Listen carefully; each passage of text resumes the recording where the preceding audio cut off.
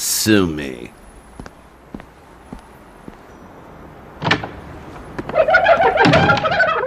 Alas, the bitter jest of fate. The once mighty Joker without 2 nickels to rub together. Yeah, you're hungry, I'm hungry. Do me a favor and eat each other, will you?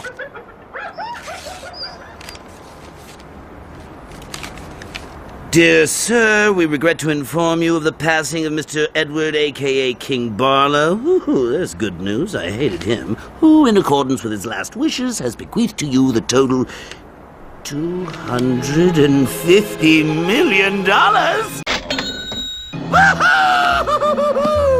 Woohoo! Woo! Good old King Barlow! I take back almost all the nasty things I ever said about him.